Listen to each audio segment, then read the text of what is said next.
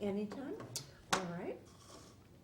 Today is Monday, October 18th, 2004. I'm Karen Loeb, and we're interviewing Alan Marcuvitz. Good afternoon. Good afternoon. This is an interview for the Milwaukee Jewish Historical Society in celebration of 350 years of Jewish life in America. Wonderful, wonderful project. My compliments. Alan Marcuvitz, you have been a community leader for many, many years, and you've done an awful lot of things, and I want to hear all about that. However, I'd like to start with your origins. Tell me about your parents, who they were, where they came from. My father was Max Marcuvitz. He was born and raised in this country in Providence, Rhode Island. My mother, Ida. Where was he born? My father was born in 1906. So who was the first person to come over? The first person in his family to come over were his father and mother, but they came in an unusual way. They were married in Bucharest as probably 20-year-olds, and they took the Orient Express across Europe, and their honeymoon trip was the boat trip to America. And so I can't tell you one of those stories about how my grandparents came across in steerage and suffered the terrible ordeal of a cross-Atlantic trip. They came through the port in Boston. They knew exactly where they were headed, to Providence. My grandfather was a very skillful tailor. In those days, a tailor was someone who really made clothing, men's clothing. And so he came to this country with a ready-made profession, settled in Providence back in about 1896 or 1897, and lived there all of his life until he retired and finished his life in Florida, as so many Easterners do. So he was the first member of my father's family to come here. And I have very fond memories as a boy being in his tailor shop, because he still had one of those two-piece telephones, the kind where you held a piece to your ear and held the other piece in your hand, and you needed two hands to speak on the phone. That was one of my boyhood pleasures, is to be able to go to his tailor shop and use his phone. My mother was also born in this country. She was actually born in Milwaukee. Her parents had come from Russia and settled in the Milwaukee area for a short time, where she was born. But then they moved to Connecticut, to Hartford. What was her name? My mother's name was Ida Katz. Katz. And when she was born here, what part of town was she in?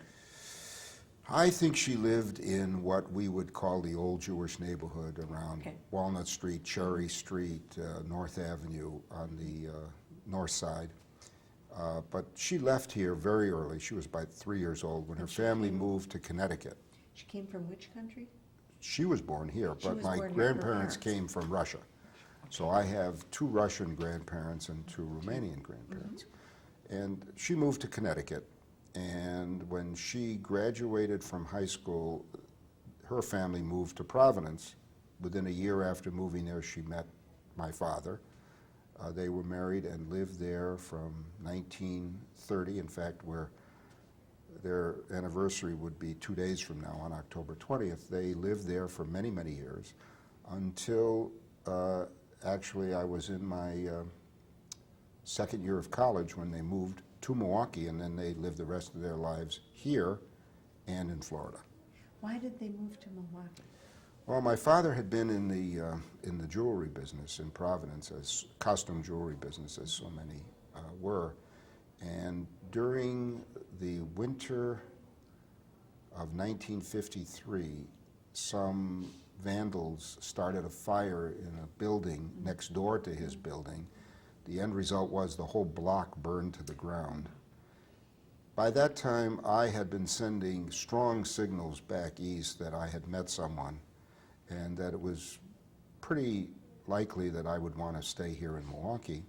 You were in Milwaukee? I was in Milwaukee going to Marquette. Going to Marquette? At that time.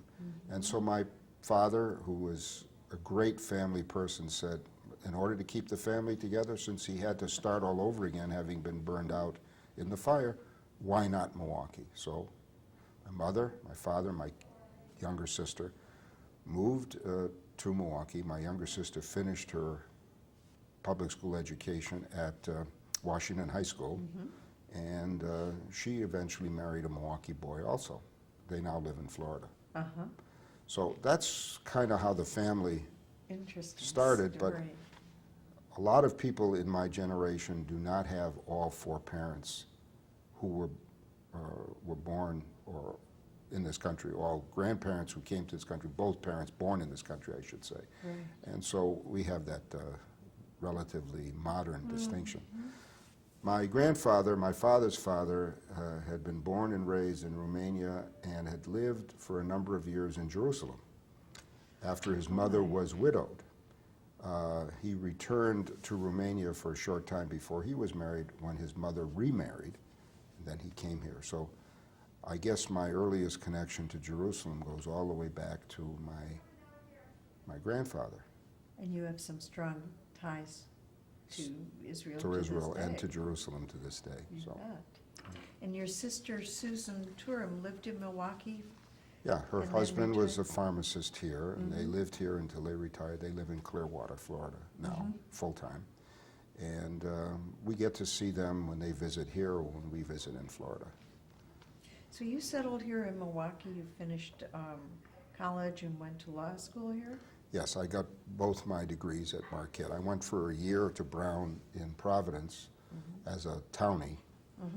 Used to walk over to the main street and either catch the bus or hitchhike when hitchhiking was still a permitted activity for my first year of college. And then came here during the Korean War, enrolled at Marquette, and spent the next 5 years going through undergraduate school and law school here at Marquette in What was the Milwaukee. impetus for you to leave Providence and come to Milwaukee? Well, it was 1952. The Korean War was very, very much on the mind of all young people. And Marquette University did me and a lot of others the service of going back to a Second World War footing, where they went back to a combined degree program, which meant that in a total of 6 years of college, you could get 2 degrees because your first year of law school doubled in brass as your senior year for undergraduate school.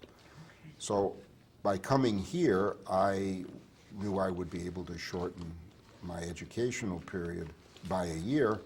And at that time, we all anticipated that the war would go on indefinitely, and sooner or later we would all be serving. And the more education you could cram in before it was your turn to go, the better. And as it turned out, I never did have to go to serve because the war ended while I was still a student. And so my education was not interrupted by military service.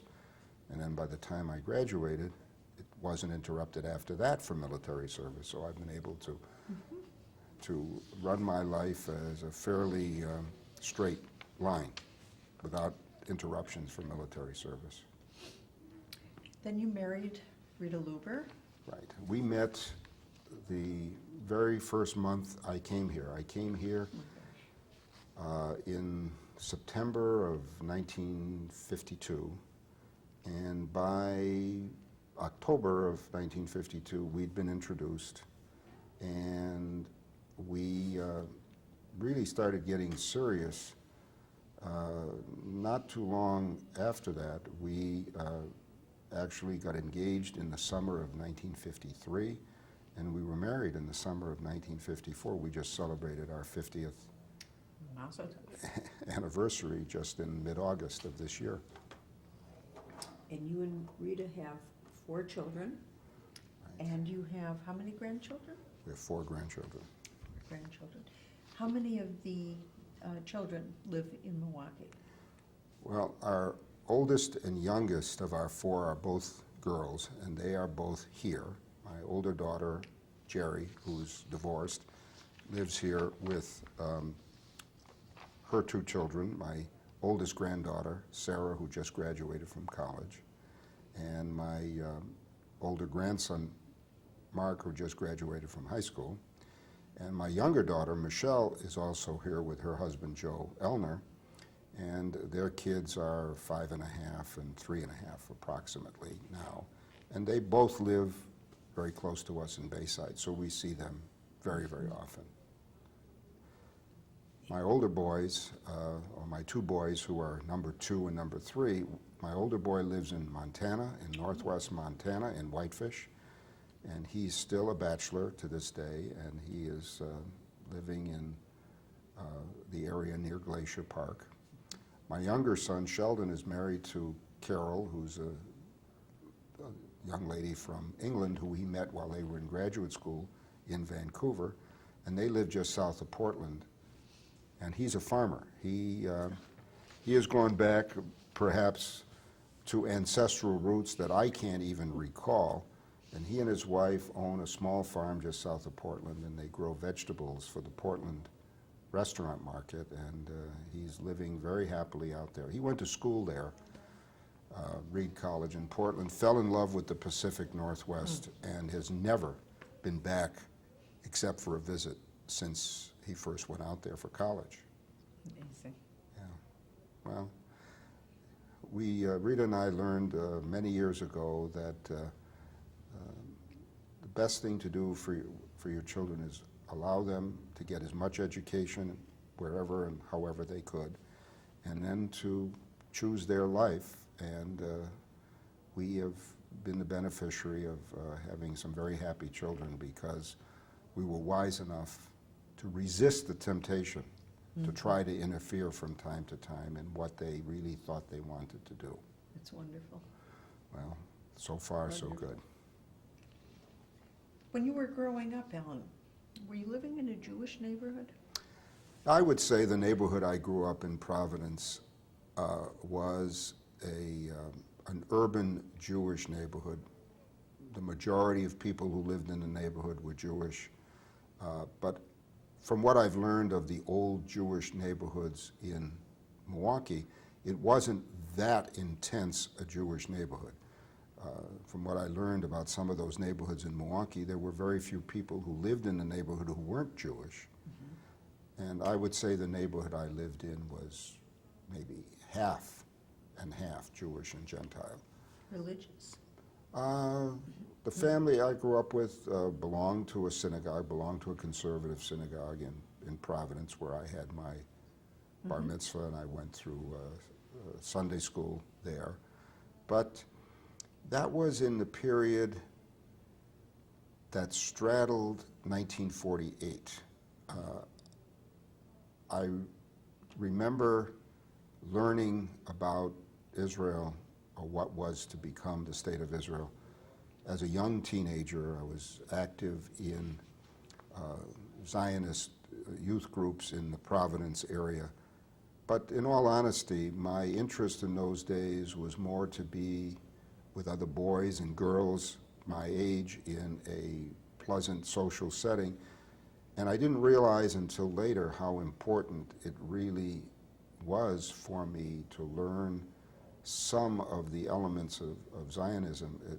It's almost impossible to imagine living before there was a State of Israel through that period of 1946, 47, 48.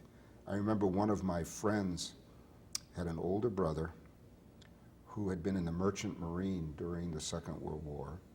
And when the war ended, he went off to Israel, as we would call it now, to serve in the Navy or to serve in the Merchant Marine. Learned later that he was smuggling refugees into the country on one of the ships that illicitly left Europe and docked it in Haifa or somewhere along the Israel coast, or didn't dock officially and just offloaded people and let them swim ashore. Wow. And it was an exciting time to be a teenager, and I've maintained contact with at least one family that I grew up with that were very active Zionists at that time. Went to high school with a gentleman who's now a senior partner in a Providence-based law firm.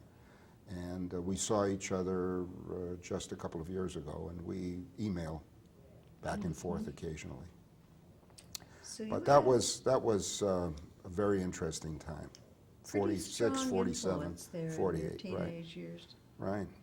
So More I think that, Zionist than religious. I think that, yes, I was one of those children who probably resented having to go to Hebrew school a couple of times a week and then go to Sunday school another time a week during the week. But what kept it all very interesting at that time was the immediacy of the state in formation. And I think it created certain wells within me that I wasn't even sure were there until years later. And Talk then about found years that they later. were there. We're going to, I want to follow Jump that, on? and so we're jumping over Well, some years if that you'll- we'll go back to. I always considered myself to be, from a Jewish communal standpoint,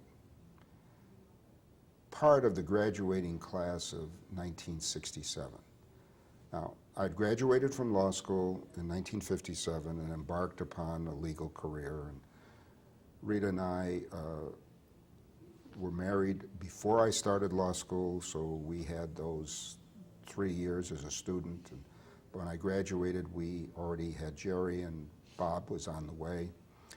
And I threw myself into all of the things that a 23-year-old law school graduate gets interested in. And that lasted from 57 until 67. When 1967 rolled around and the Six-Day War was about to begin, and then began in June of 67, I found that I couldn't do anything except watch television and listen to the radio. I didn't realize until I went through that period how important that really was to me. And so that's why I use the phrase, a graduate of the class of 67. There were so many of my peers that I've come to know from here and all around the country and even from other parts of the world, my age, my background, who are also fellow graduates of the class of 1967.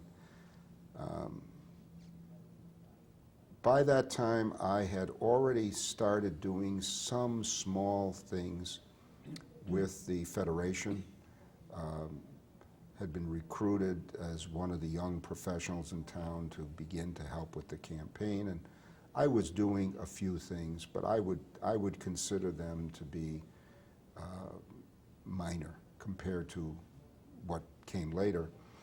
But that was the time period in which I met Mel Zaret, and Mel Zaret had a huge influence on me because he said, I think you have the potential to really be a leader in our area, and I want you to get more involved, and I want you to become more involved.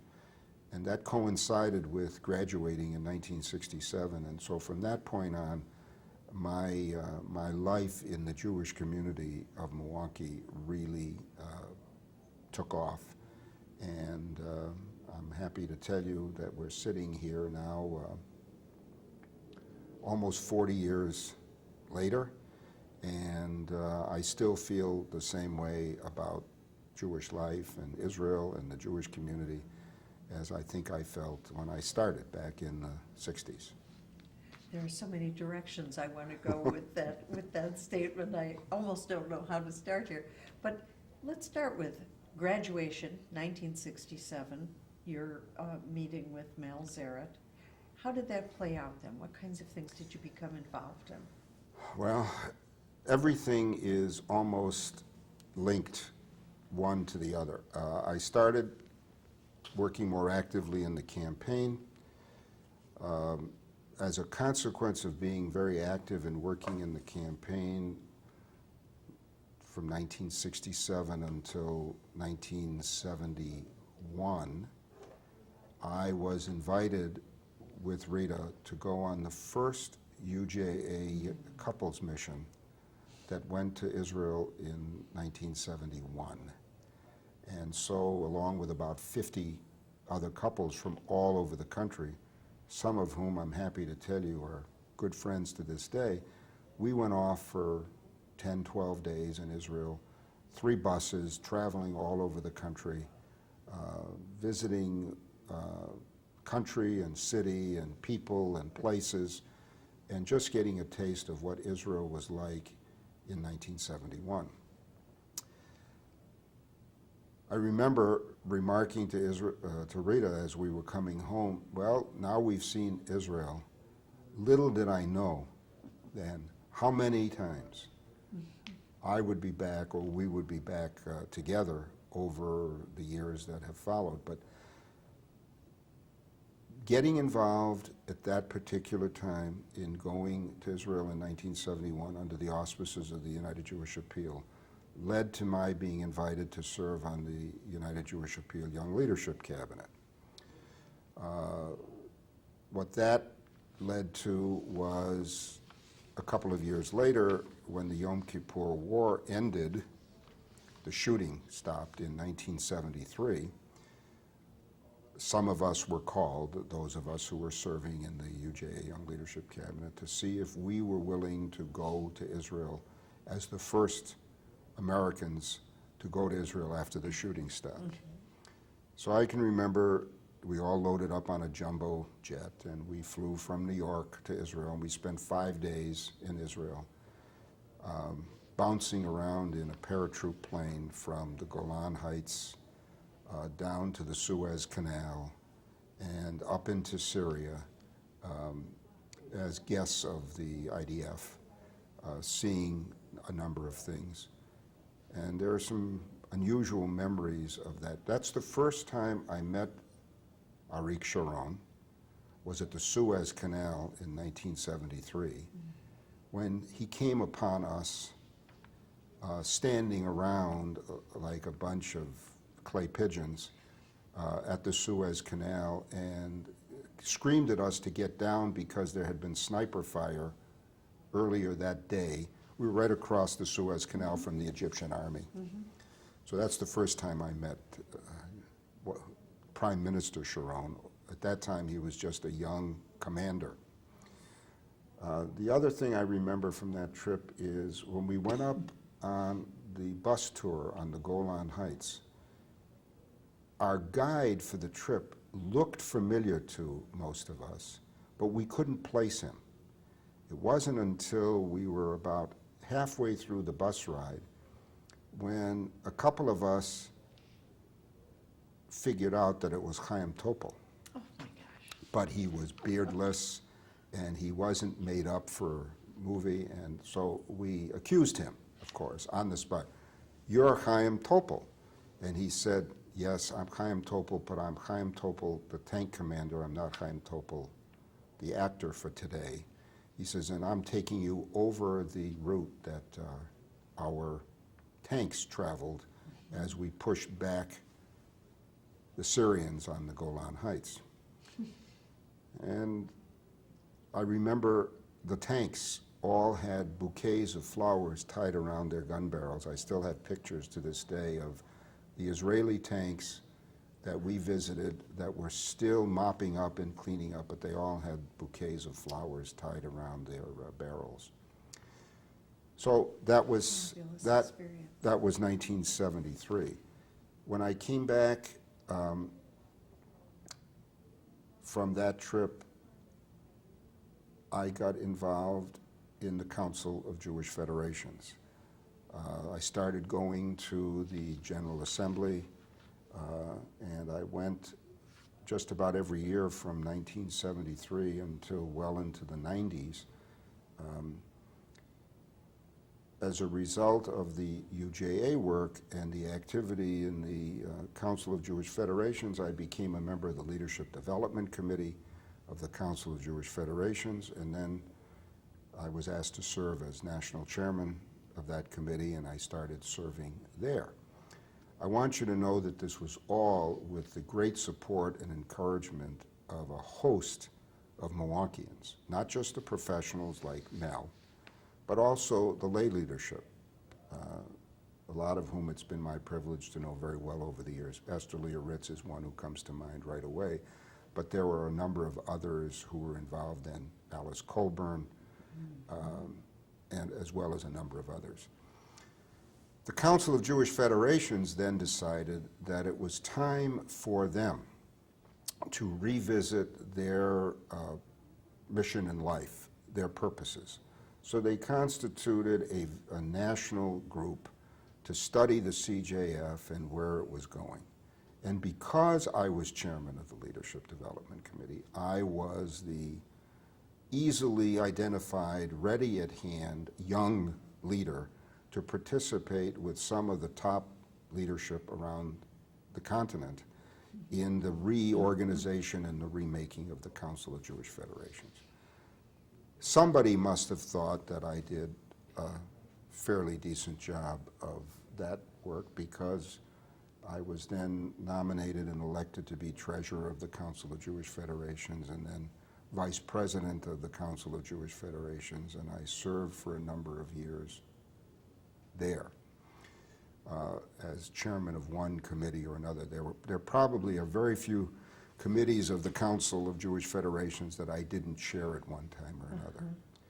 And again, maintaining this linkage, because I was the treasurer of the Council of Jewish Federations, there came a point in time in which the Jewish Agency in Israel was open to a person being placed on the Budget and Finance Committee for the Jewish Agency. And so I got a call at that time from Mort Mandel, who was the president of the Council of Jewish Federations, and the executive director, I'm not sure whether it was Carmi Schwartz at that time or somebody just before Carmi, saying, we want you to go and be the CJF's representative on the Budget and Finance Committee of the Jewish Agency. So I drew that assignment and I started going to Israel. And again, somebody thought I was doing a pretty decent job, so eventually I became a member of the Board of Governors of the Jewish Agency, and I became the chairman of the Rural Settlement Committee for the Jewish Agency and a vice chairman of the Budget and Finance Committee of the Jewish Agency. So all of this you can almost chart on a vertical line, starting off in 1967 and winding up as the chairman of one of the three major committees of the Jewish Agency for Israel. And a lot of things happened next to that. Activity in the United Jewish Appeal, the United Israel Appeal, the Joint Distribution Committee, all... Absorption. Well, the Absorption Committee was another of the committees of the Jewish Agency, which was parallel to the Rural Settlement Committee. They always had a committee that dealt with youth aliyah and a committee that dealt with absorption. My good friend Marty Stein did tremendous work for the Absorption Committee at the same time that I was working for the Rural Settlement Committee. And it's a little bit amazing that there were three functional committees of the Jewish Agency for Israel, and two of them were being chaired by people who either were born and raised or at least raised in Milwaukee, Wisconsin, with its modest claims as to size of Jewish community, but has never been modest in its claims to the leadership that the Jewish community has produced. And I guess if you ask me what I'm proudest of, and I saw that list there, I guess I'm proudest of having been an active participant in a very significant era in Jewish life that starts from, in my life, before the state was born and extends right up to the present time. I still have great pain every day in reading what's going on in Israel, and that's really the saddest thing that I can think of, because Israel, which is still the hope for so many Jews around the world, is in such difficulties and has been for the past several years. It gives me pain because during the time that I was active, I think I made something like 65 trips to Israel, because it was a period of a little more than 20 years in which I would go 3 and occasionally 4 times a year. And I would go for 10 days at a time, so I would spend sometimes 30 days, 35 days a year in Israel. And because of the role that I was asked to play, I was not based in Jerusalem. I traveled all over the country with the committee, which was made up of people from here and all around the world, as well as Israelis. I got to know well a lot of places in Israel. So when I pick up the paper or I see the report and I read about a bomb going off someplace, it's a place I've been. The one that exploded just a couple of weeks ago in Taba, I was one of the people that was in that part of what is now Egypt right after the war, and saw that hotel being constructed that was virtually destroyed by terrorist bomb activity very recently. So whether it's in Jerusalem or it's in a small town or it's near a kibbutz or a moshav or along one border or another, I've been there. And it means more to me. And while there's more joy as a consequence of good things happening there, there's more pain and sadness when bad things happen there.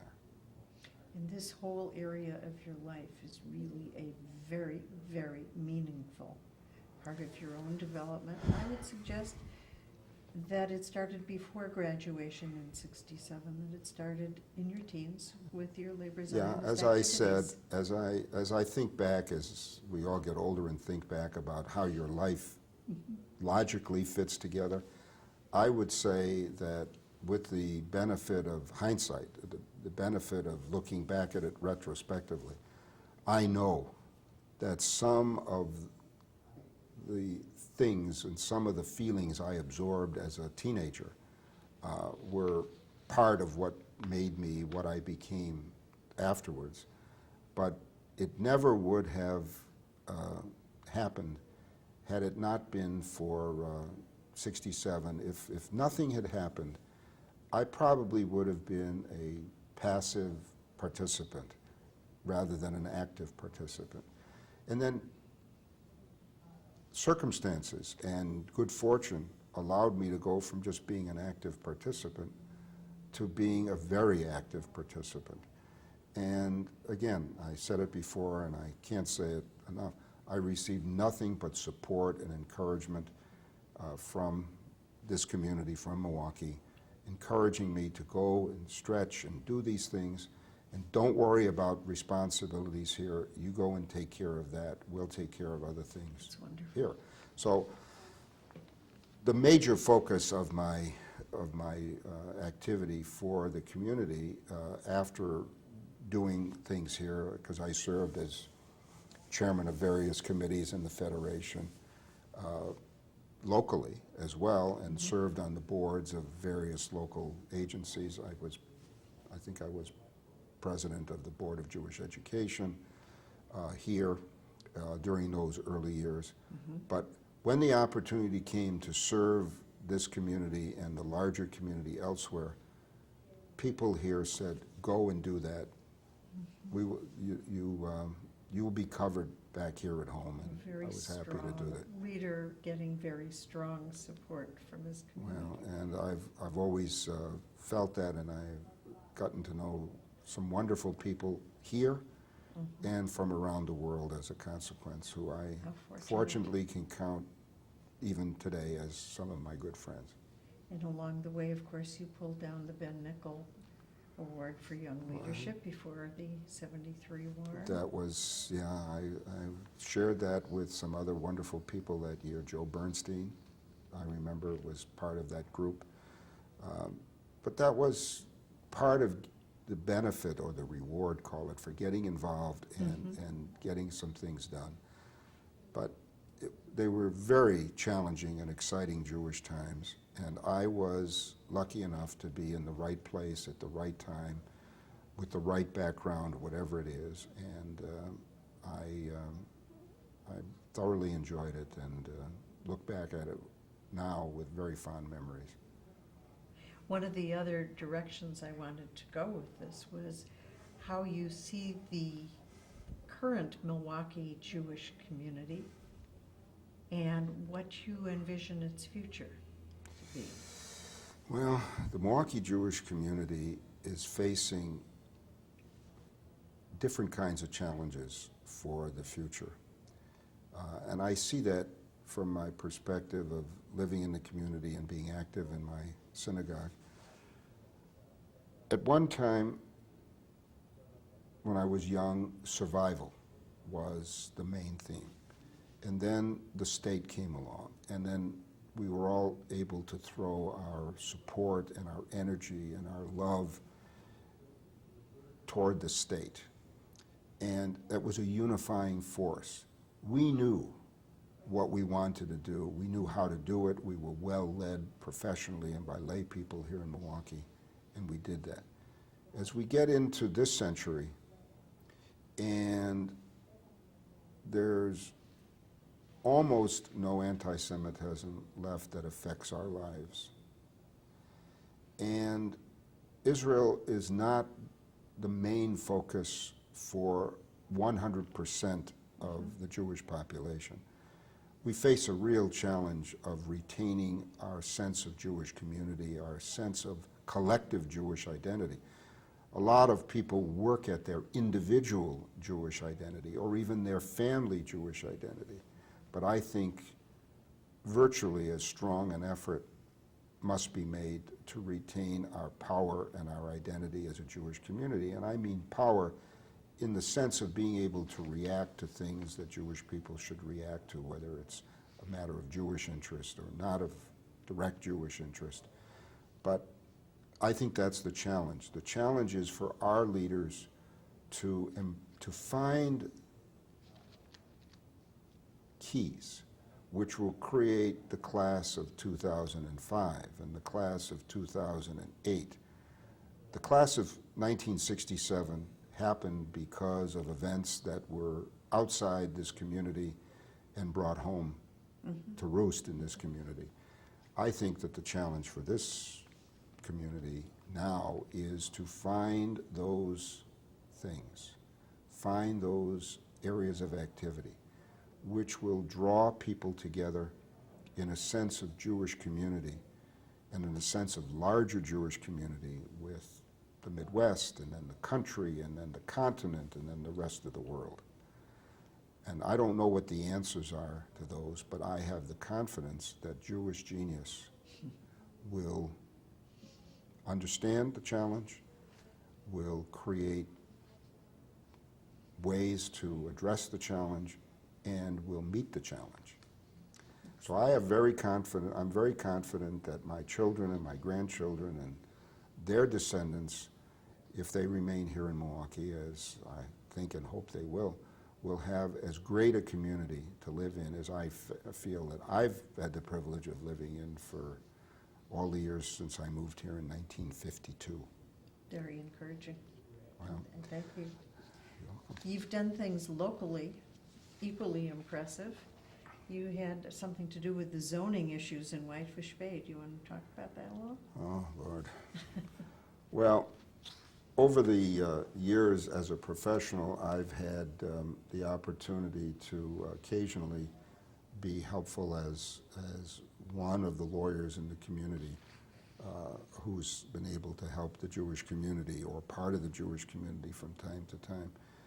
The more recent things would include representing the community in its struggles, the early part of the struggles of the zoning in Whitefish Bay.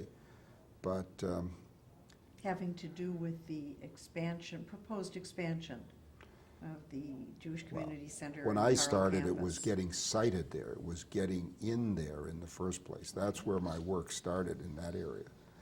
But I've represented a number of Jewish organizations in fights over tax issues. I represented the Jewish Academy, Hillel Academy, years ago when the city cut off busing when the school was moved from Good Hope Road to Port Washington Road. And we handled a case for the community in federal court before a 3-judge federal court and got the busing back for the parents of the students in the day school. Those have been very satisfying experiences as a professional working in the Jewish community. Kind of a connection between my profession and my love. But I can tell you that there came a point in time when this community made the transition, and it probably was in connection with the fight over busing at Hillel Academy, because there were still a lot of people in this community whose attitude was, let's not make waves. Let's not call attention to ourselves. Let's accept the fact that we're being denied something and quietly do the best we can. And then there was another group in this community that said, we're American citizens and we have the right to this service, and we're going to stand up and fight for this. And there was a conflict, and the conflict was resolved in favor of those who said, we're Americans as well as being members of the Jewish community, and if we're entitled to this under the law and under the Constitution, we should be just as willing to stand up and fight for it as anybody else would be.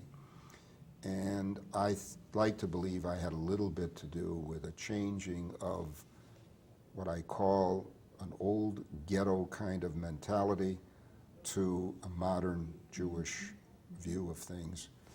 And ever since then, when the Jewish community or a Jewish organization has felt that something was wrong and that they had to go to law to in one way or another to address that problem, they have not hesitated to stand up for their rights. And I'm kind of pleased to see that change. I still can remember sitting in a room and listening to one of the venerable leaders of this community saying, but we can't do that. We can't do that. We Jews don't do things like that. And I remember that the answer was really a question, because it was, why not? And the answer was, well, we've always, done it that way. We don't stand up and call attention to ourselves by fighting in a public forum. And the response was, why not? Why aren't we the same as everybody else around here? And now we are. Now we are. The same. I think some of the effects of anti-Semitism that people felt in those days was compounded by people not fighting back against it, but in a way accepting it and doing the best that they could. But I'd say in the last 50 years, the response has been, when you find it, you fight it. You root it out, you eradicate it, you make life better for yourself, and you make life better for your children and your grandchildren. And I think that's one of the characteristics that I think describes this Jewish community. We're willing to fight if we think it requires a fight. What are you involved in presently? Well, in my retiring years, I'm still active in my synagogue. I served a few years ago as a president, and now I'm in that venerable group of past presidents. One of the nicest titles one can have in Jewish life is past president or former chairperson or something like that. But I'm active there. I also am one of the officers and trustees of Mount Zion Cemetery Association, so I keep my hand in there. And of course, I'm still an active member of the community. I served for a number of years until recently as a board member of the Federation. I've served occasionally as an active campaign worker. I'm a supporter of the foundation and a number of other Jewish activities. My wife and I are still very interested in it. Rita still works in the Jewish food pantry and labors physically as well as through other means of supporting that activity. So our